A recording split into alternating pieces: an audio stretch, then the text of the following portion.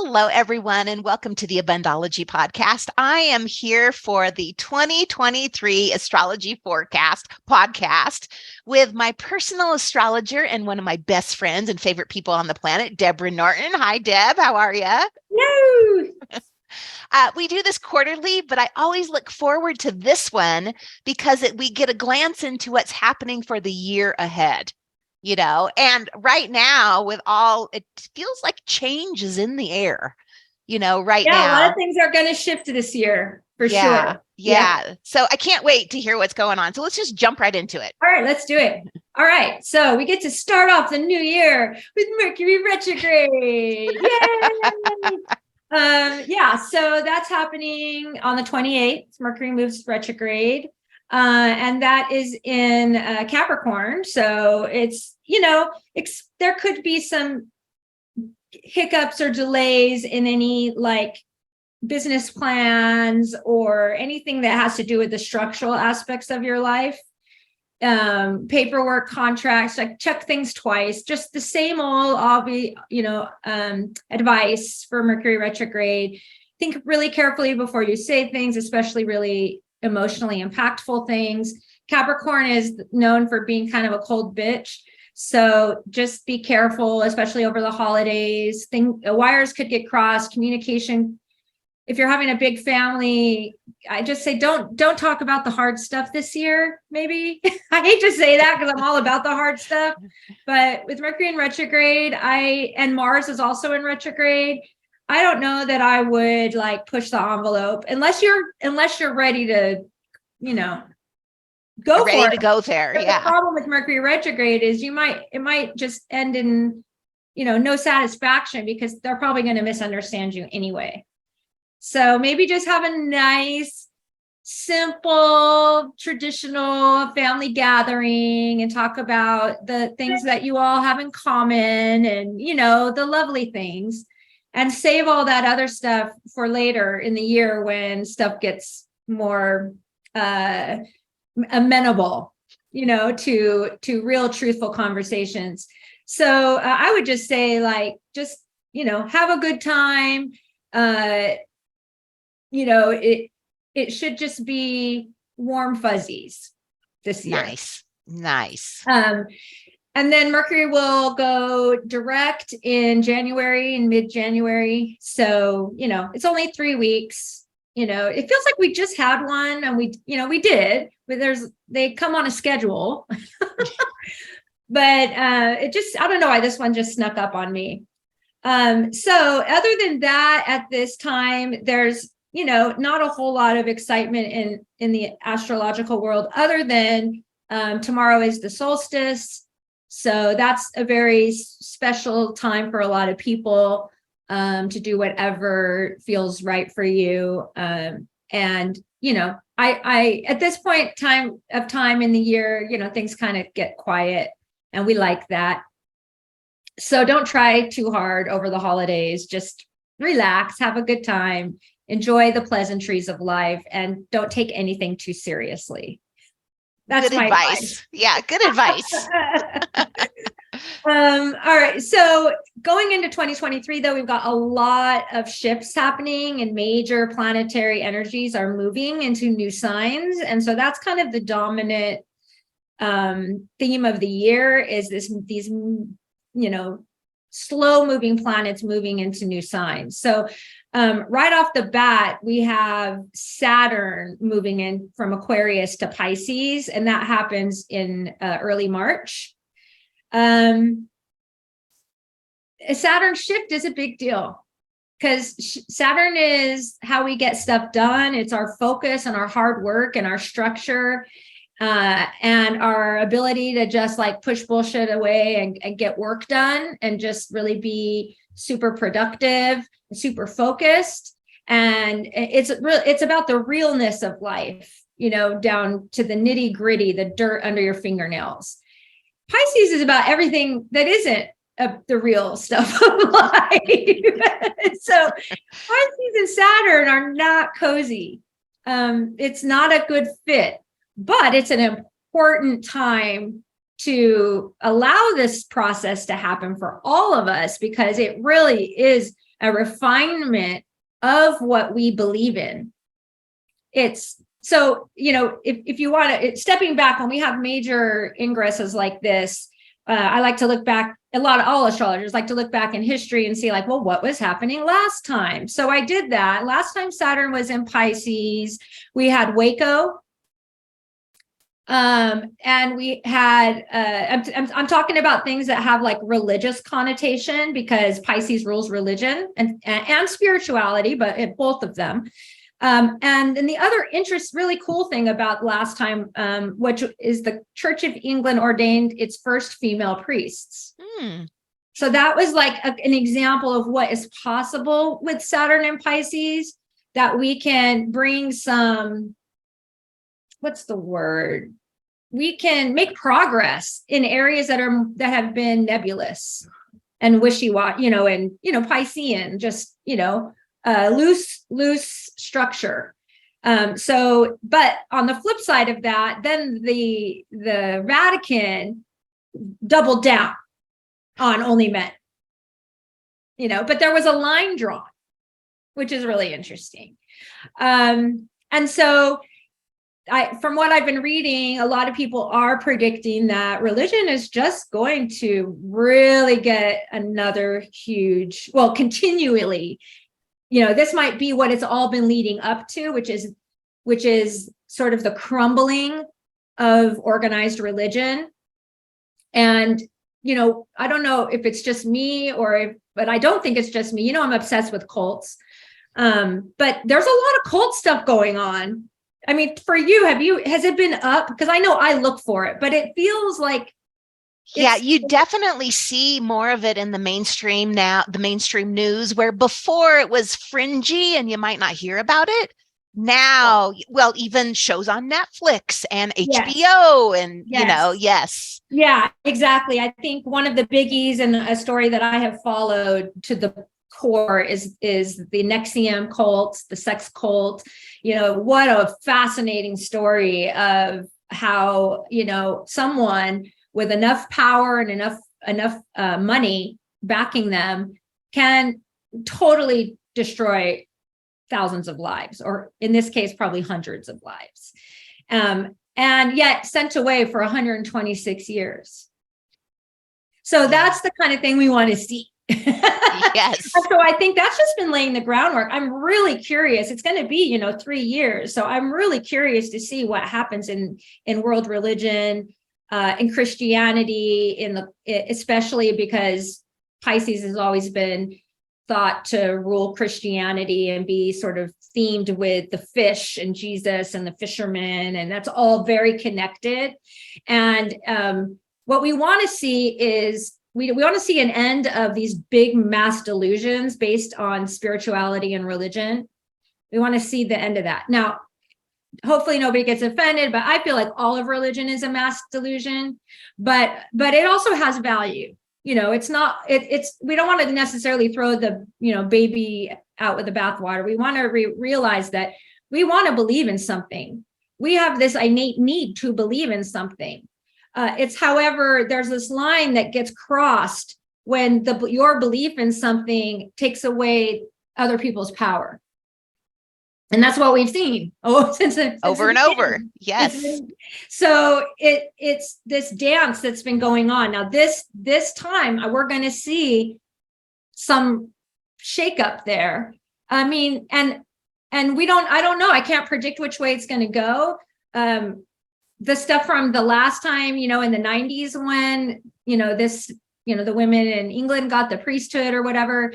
But the time before that was 1935 to 1938, when Hitler was able to take over. Wow. With a mass delusion, right? But he brought a strong arm of authority. That is also Saturn.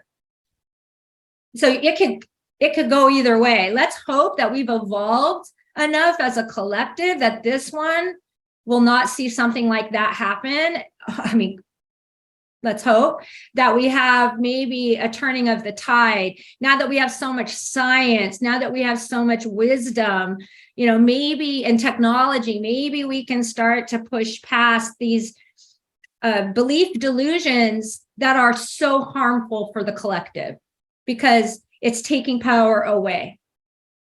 Yeah. We want to be uplifted and connected and empowered by what we believe in.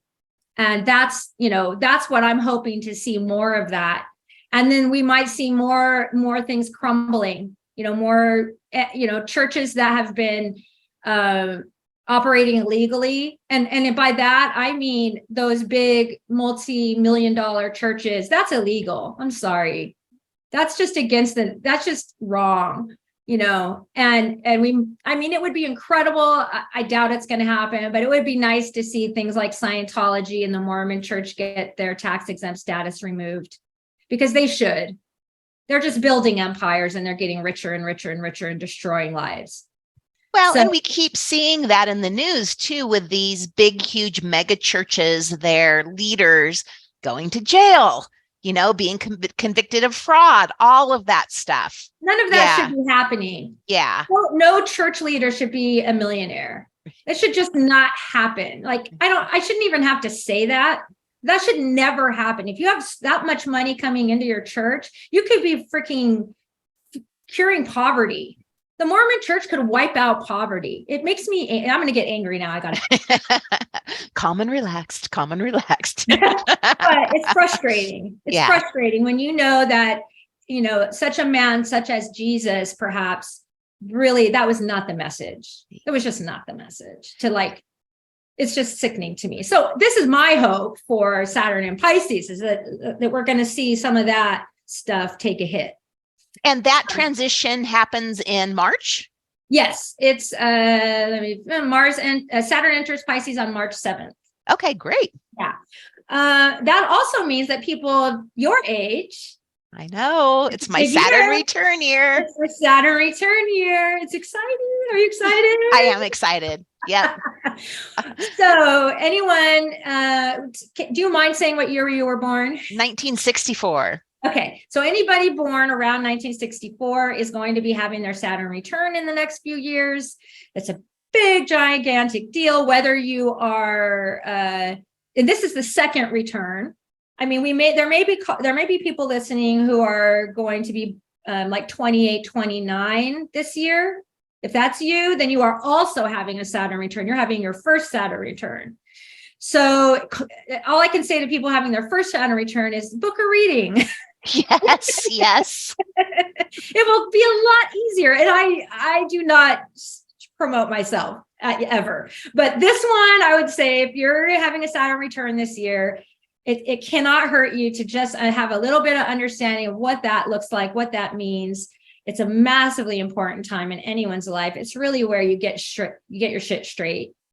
You have to look at your life with real eyes and just see where you are and decide if that's where you want to be.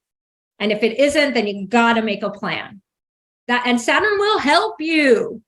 Saturn will help you. Yeah. So, and I don't know that when I hear people with their first Saturn returns, it's life-changing. Saturn gets you back on track to what your soul is supposed to be doing. Yes. So where you have major discomfort in your life, or anywhere in your life where you are not being authentic, that is what's going to get looked at with Saturn. So, all right. So that's Saturn. Yay, exciting. And the next biggie, which I'm actually mostly excited about this one because it happens, every 2 decades, is Pluto is finally going to be moving out of Capricorn and into Aquarius. Now that I'm here for that. I don't know what it's going to look like. As we know, it moves so slow. So Saturn moved into Capricorn in the earlier 2000s, and Pluto in Capricorn has basically worked to destroy all structures that are no longer serving. And so you can think about that in your own life. You can think about that on the global scale and see all the things that have changed.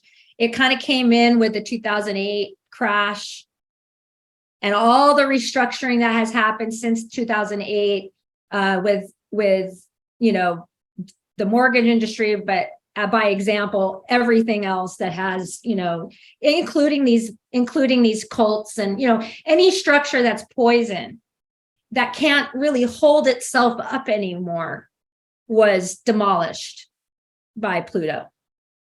And that means personally too, and relationship wise.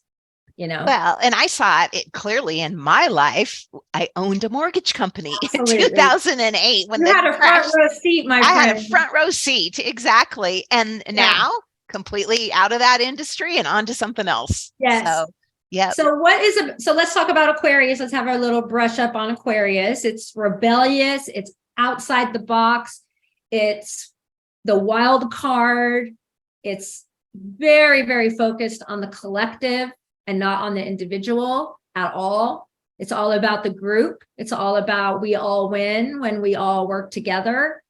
It's, the age of Aquarius, we all know came, from that hippie musical, and that has to do with freedom of expression, freedom of identity, freedom to live your life according to your rules, blazing trails that, nobody has ever blazed before, finding yourself, in opportunities to really switch the narrative and to a higher evolved place. This is all great stuff.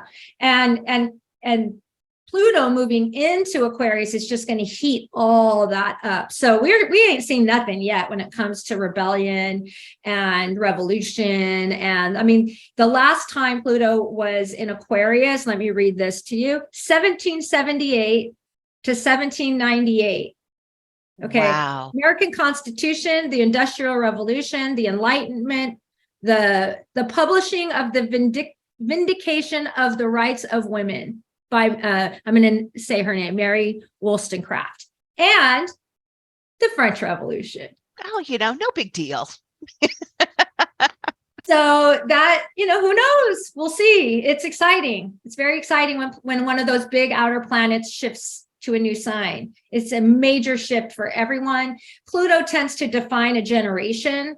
So again, it's a really big deal. I'm super excited just to see that, now that we kind of feel demolished, let's see what we can rebuild together. Yeah. Now we're officially transitioning into the rebuilding phase.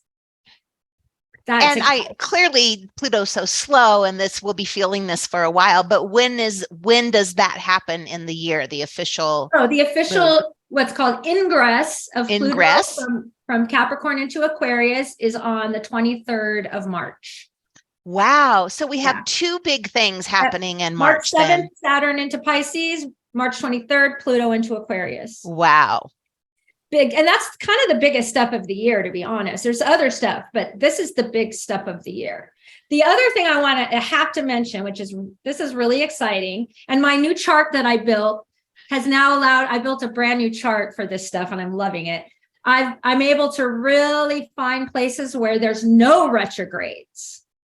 Okay. So we're always looking at retrogrades, but I was like, well, what happens when there aren't any? Are there ever none out of all 10 planets? I include Eris.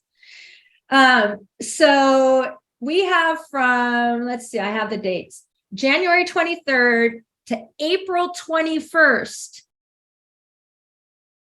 0 retrogrades. Get out of town. That is a long time. That's a long time to have nothing going backwards. And interesting, Deb, that we start the year with Mercury and Mars retrograde. And then when those end, it seems like it might be full steam ahead. Yeah. And Uranus. So Uranus is also retrograde. And Uranus is the one that breaks it. On January 22nd, Uranus goes direct. And then we have that special block of time that I've outlined in gold on my chart, because I'm get it all done. Get it all done. Just go for it. The other really big shift after that is that Jupiter is moving into Taurus. So that's another big shift of a major planet. Saturn and Jupiter Jupiter changes every year, so it's not as monumental as Pluto, but it's still a big deal because Jupiter is our Santa Claus, right? Mm-hmm.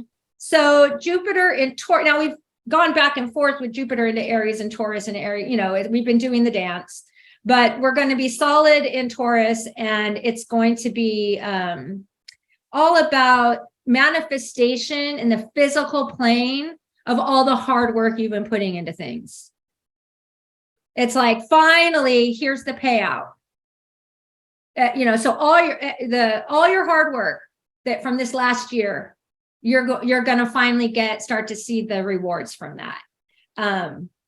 It's going to be lovely because it's going to be in spring, and the flowers will be blooming because Taurus rules the earth, and all, and the ground beneath us, and the waters and the streams and the birds and the bees and all the lovely things. So Jupiter's going to enter Taurus. I think we're going to have a lovely spring. That's my prediction.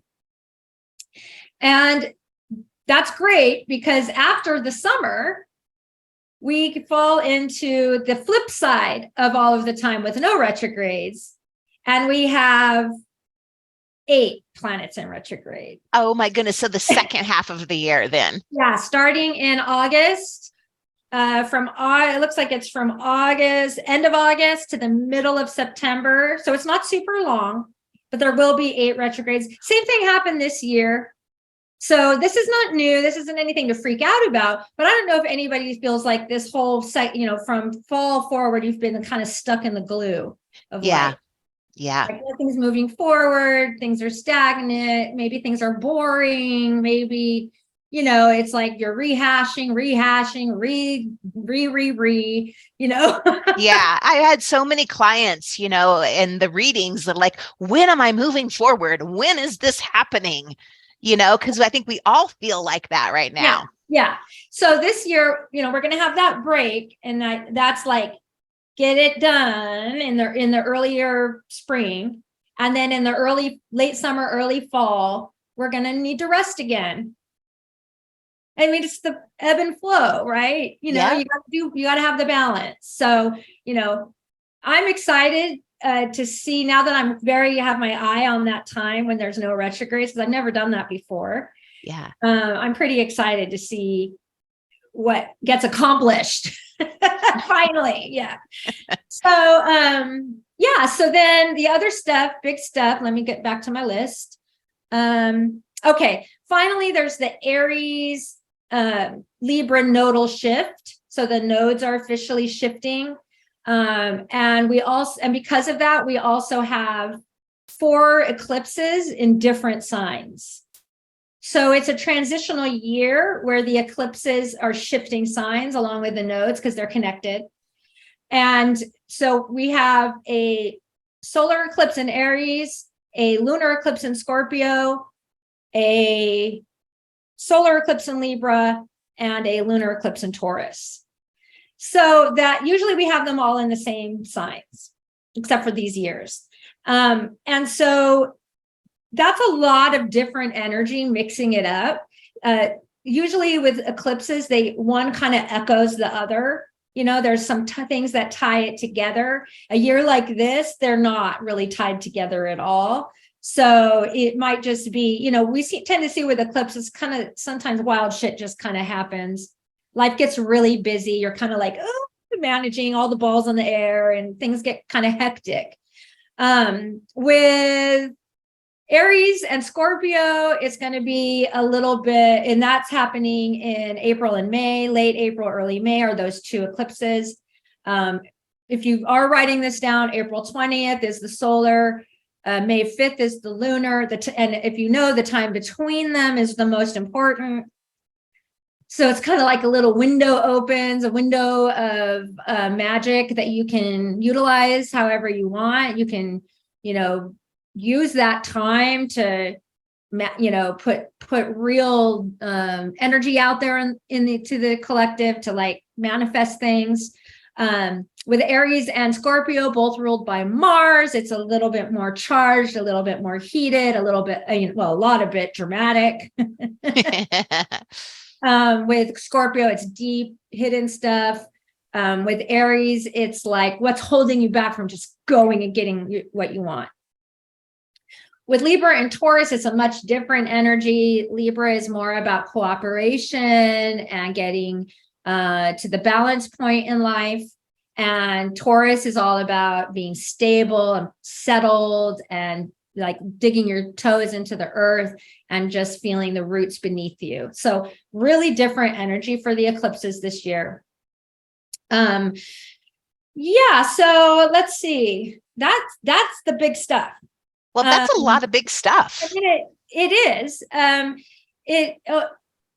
What, if any, we have time. So what kind of jumps out at you for this next year and what you're looking forward to?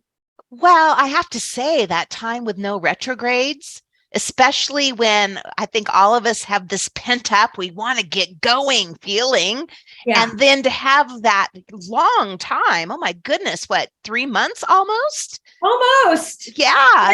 Where with none of them where we can make such huge progress.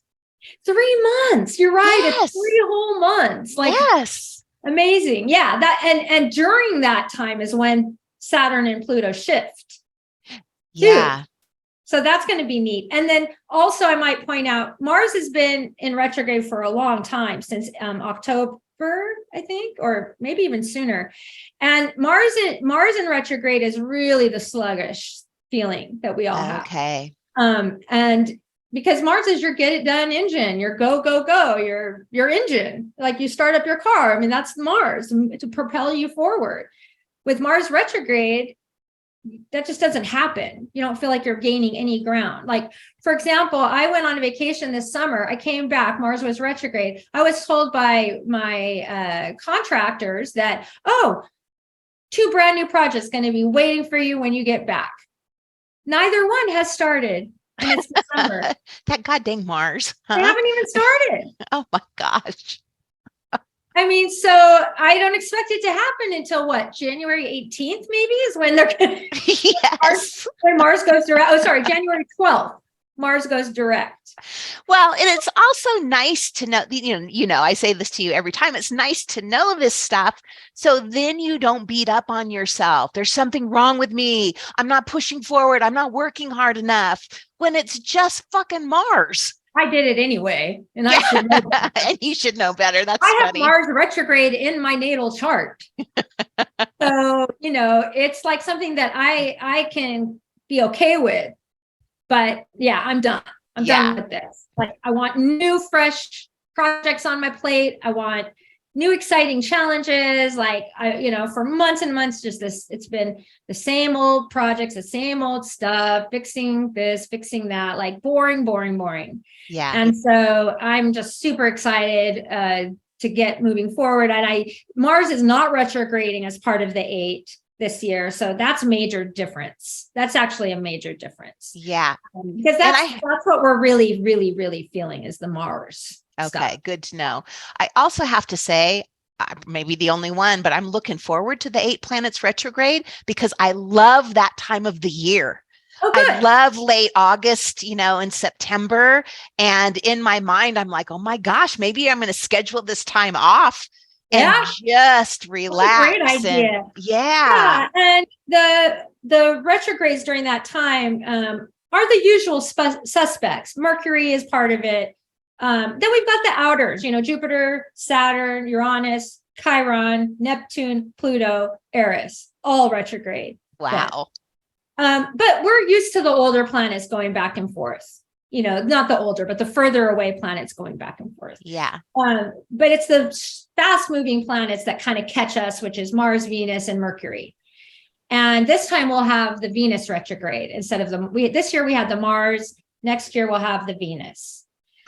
And so Venus retrograde isn't like Mars in that it doesn't involve action. It involves values, your value systems and your relationships where those values get tested. And so when Venus is moving backwards, then we sometimes can go through that. Now, your natal Venus is retrograde, if you remember. So this is something that you will be more familiar with. And Venus retrograde is a fantastic time just to work on your relationship with yourself.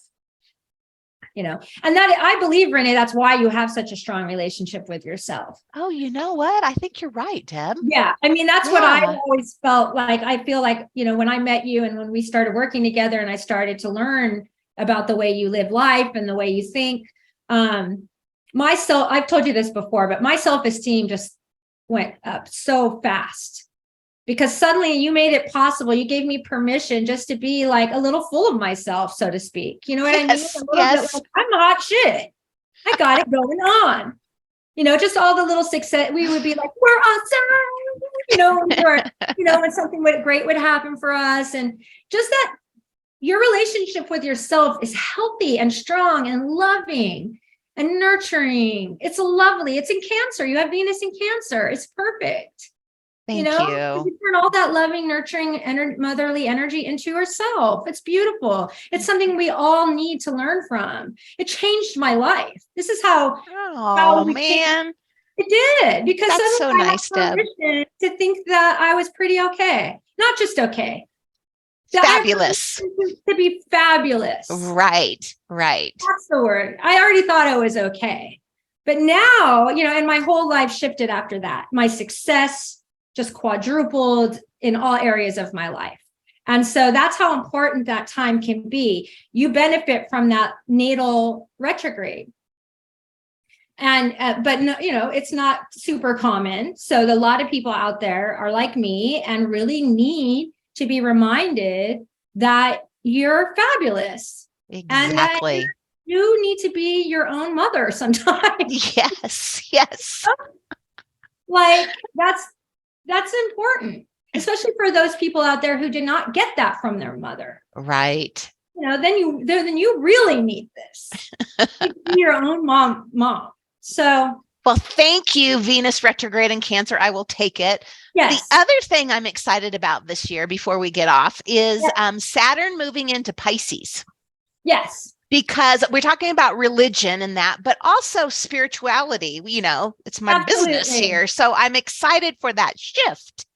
Yes. What's really important for anyone that has a business around spirituality and beliefs of any kind, including me, is that we have, what we want to be is telling the truth to people. That's what Saturn is going to remind us of. People need to hear the truth. Not that any of you are not doing that, but it's just time to think about that. You can get into, you can fall into patterns and just, by happenstance, time goes by. And before you know it, you're like, oh, do I even believe this? Or am I just saying this because I've always said it? This is the time. That's what this is about, is to say, do you still really, really believe that? For me, which is so weird, my story, Renee, because I look back, what was I doing 93 to 96? I joined the Mormon church. Oh my goodness. Like I went, but that sounds backwards. And it is. But who I was at the time, it was radical for me. Yeah. And I could get into that. It's a long story. But for me, I was told certain things about that religion, in particular, that there was a goddess. For me, that was writing my spiritual ship, because I've been raised Christian and had no goddess, no women of any importance other than, the Virgin Mother, who now, all that purity shit, I was totally force-fed all that, as many of us were. And then for me, I, in college, read a book called The Chalice and the Blade. This would be a great book for anyone to read this year. It's an amazing book about the goddess culture that existed before the patriarchy. And how the patriarchy took the symbols from the goddess culture and co-opted them, right?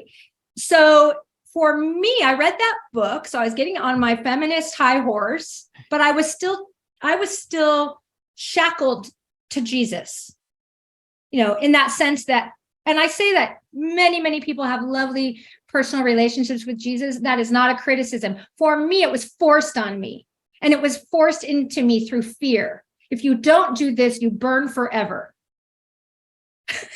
Yeah. So it was forced into my belief system through fear and caused what they call now religious trauma syndrome. This is a new phrase. It's important, especially right now with Saturn in Pisces. It's all about this. It's about unwrapping your religious trauma. This is what it's for. And so for me, that time, a goddess and Jesus?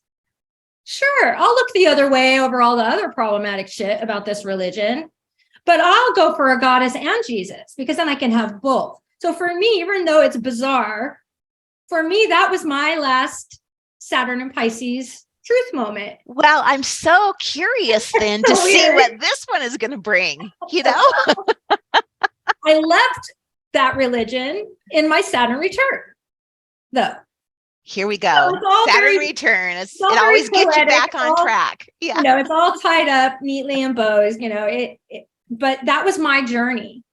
And then as that time progressed between Saturn and Pisces and my personal Saturn return, all of that started to fall away and fall away and fall away. So that by the time my Saturn return hit and gay marriage became an issue with the Mormon church, I was peace out. Yeah. Yeah. So that's how it all works, So for you, for anyone listening, unpack your religious stuff. And your spiritual stuff. I mean, there's stuff is, yes. Yeah. So there's a lot. Let's be real here. Since it's that time, we need to give you real up.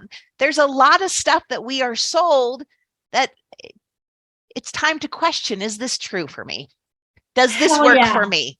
Yes. Yeah. I'm glad you mentioned spirituality because I was going to be sensitive because I know we have a lot of people listening who are very spiritual, may or may not identify with New Age spirituality. And there's a lot of problematic shit there, folks. Yeah, there is. And we need to be the ones to call it out and bring it to light and heal it and let the planets do their job. And the best way to know whether it's true or not is if it's true, it's not going to take anything away from anyone else. I like that. Simple. And even to get on, because I stay in touch, with all the woo-woo stuff. I know you do. And there's a lot of stuff that's out there in the collective that has led to real problematic delusions, such as the vaccine yes, this or that, make you magnetic. There is even a belief system that I used to really enjoy, which comes from the Dolores Cannon quantum hypnosis stuff that I've read her books. She was amazing. She had great, cool ideas, but they weren't necessarily literal. So people are out there believing that the earth is turning into two earths and that those people who are vaccinated get to go to who are unvaccinated get to go to the new earth. Dolores never said that. Yes. I read that book. She didn't say that. Yes. There's so many things right now. Yeah. And it's irritating. So that's the kind of shit that we're coming for here. Spirituality is so important. It can't be defined by any kind of set code of, I don't know. It has to be yours. So one of the things that I have noticed here in readings, and it's from the spirit guides, this doesn't come from me, this is not my belief, is that there is happening we are on the precipice of this huge spiritual awakening. Yes. So that is what I think a lot of this Saturn and Pisces is going to help bring to the forefront. And the Pluto moving. And the Pluto too. Yep. The thing about Capricorn is that it's tradition. It's the old order. It's what's always worked, will work forever. Pluto came through and said, no, it won't. It no longer works. Now we're sitting in a heap of chaos. Nothing's working. We're headed into a recession. Inflation is terrifying. It's all this stuff, but it needed to happen because now Pluto in Aquarius is fresh. It's new ideas. It's brand new ideas. Brand new. Love it. Think of the Enlightenment.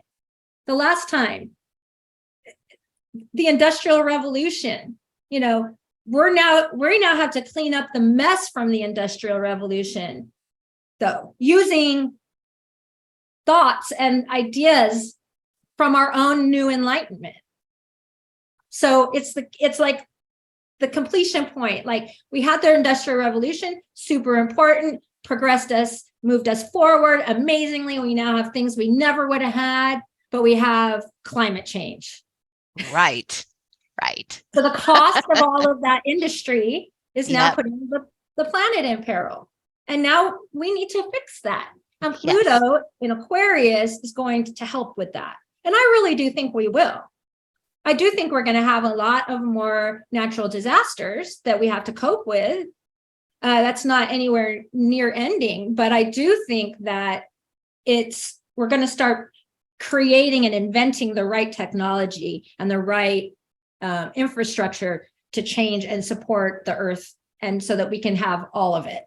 And if that is going to happen, because of course, you know me, I'm an optimist and know that's going to happen. Yeah. But if it's going to happen, it's with these planets the way that they are right now. Absolutely. Yeah. So it's perfect. This is ushering in this new, I mean, I really feel like the age of Aquarius is still dawning, but this is real, because Saturn just went through Aquarius. You know, we had the big Saturn Pluto meet up in Pluto in a Capricorn that brought in COVID. And then brought down the US, brought us down, and did all the other crazy things in the world with governments. And now Saturn's been through Aquarius, and now Pluto is starting that. So it's all happening. It's all happening. Keep believing in the things that give you power, but not power over others. That's the shift. That's perfect. What a perfect place to end. Yes, I love it. And I have to say, I'm really excited about this year. I am too. I always am. I'm always excited to see, what comes through from all of this. I'm as skeptical as anyone about all of this. And so I'm always just sort of testing it out and seeing how does it play out? What does this look like energy wise? Is it, never, and I'm never not surprised, the Yep. pandemic thing was like, wow, that's right on the money. Never thought of that. Well, Deborah has been my personal astrologer now, I think close to almost a decade coming up on that. Amazing. I know. I cannot recommend her highly enough. You can work with her, and her website is deborahnorton.com, and I'll put a link in the show notes. Another cool thing, and this is the third year I think that we've done it, is we do a package. So you get an hour astrology reading with you, Deb, and then an hour spirit guide channeling session with me. Both of those for just $200. So, I mean, that's a killer deal. And they're already selling like crazy. They're selling like hotcakes. I know. And I like it though, because it's the beginning of the year. And it's like gives a fresh start. Like, where am I going this year? What do I have to expect this year? So, yeah, so just so you guys know what that looks like for me is we'll just look at your chart and we'll see what's this year. How does that play out against your natal chart? If you've never had a natal reading before, we'll do that. And if you have, then we'll just be able to deepen that story further for you and also place it against the landscape of 2023. And I just a messenger. I just pass on the guides, what the info that they want you to have, Amazing. which honestly, this time of year and with the spiritual shifts that are coming up and us moving forward, there's a lot of great info. So anyway, I'll put a link to purchase that in the show notes too. As always, Deb, thank you so, so much. And we'll talk to you again for the first quarter. And it will be in the middle of that retrograde less time. Oh my goodness. So That's perfect. We'll get to visit that. That'll be fun. Yeah, it'll be fun. All right. Thanks everybody for listening.